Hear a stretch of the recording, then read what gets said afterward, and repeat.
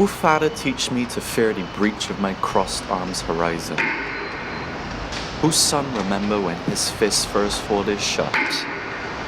Which boy laments the day he raised his shell up like gun turtle? What man knows something about soft things? What is it to be tough? Learn cruelty? Man, don't teach me no nonsense.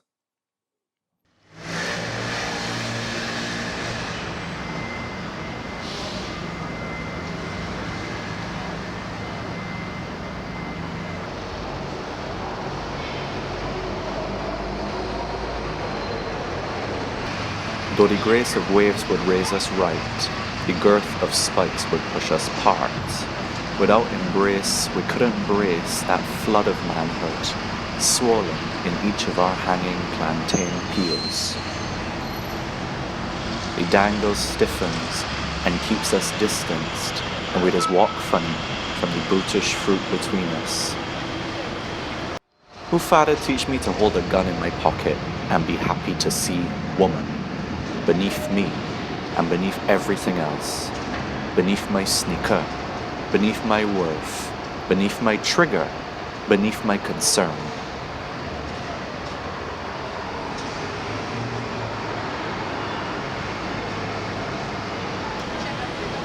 The only man's eye that shall weep is the mouth of his gun, and gun could weep and talk and chatter and clap and speak, and it would certainly speak volumes on what I aim to shoot for.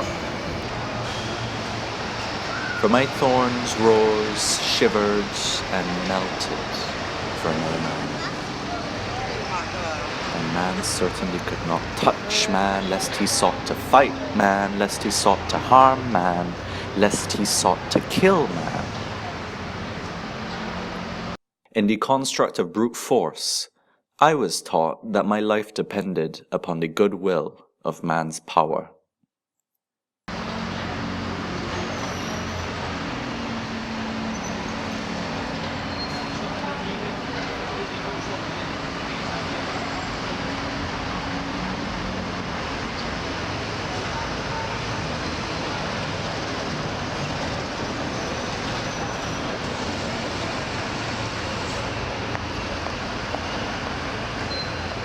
Facing a spy-tide Atlantic while craving the softness of water, each wave rose to meet me as a domino smack of muscle, hard-foot violence.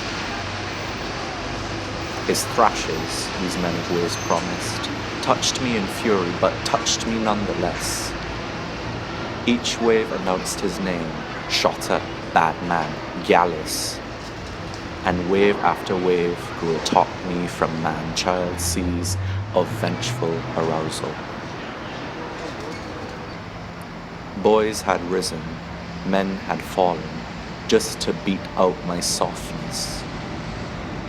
Knowing these waves could never hold me, I'm sure they would crumble in flaccid froth if my hands ever dared to touch them back. For being tempted to touch, some man tell me that my skin should peel and burn up bad like old tire wheel. And so, fearing to touch, pushed further ashore by this warning current, my bones would tense and raise a fortress flesh from the husk of my now hushed, soft boy pleasures. Eyes dried shut to impede my heart-strung aim, and a brittle crown of thorns would keep me numb to those unsavory arousals. No longer open, no longer vulnerable, no longer porous, all my mouths would close, so love could never find itself in the spit of my praise.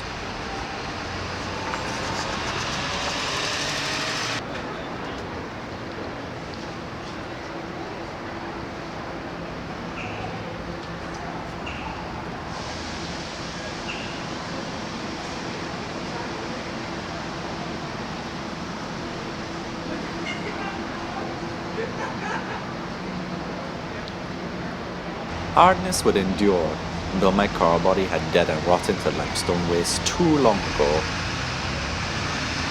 My banana blossom spikes flanked men like happy daggers, though no stab could bleed joy from me.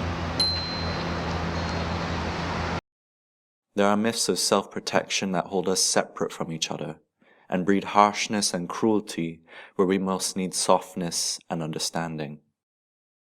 Tensed and tensed more in my tremble waned by waves, growing hard and brittle spikes, commanding hell, feigning strength, failing manhood. Fear finds me in my loosened shield. The hard shell urchin cannot be held tightly in the hands of lover or oppressor, lest it snap and shatter in the tension of a fist. Brittle bones and hard shells know no reflex or stretch.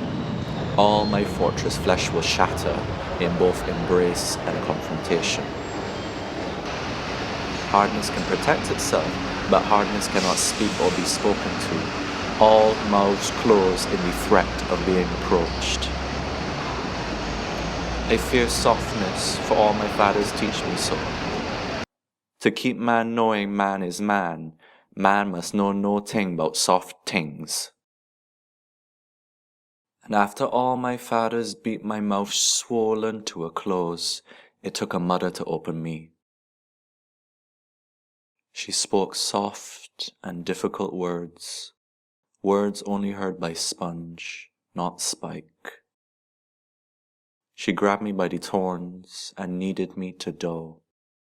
And where spikes once reigned as fists of bone, spikes now bloomed as palms of sponge.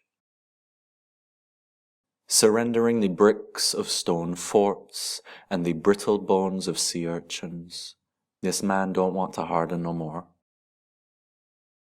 Where spikes melt to sponge, where man is porous, man can be held, man can be loved, and man can find power without the need to steal it.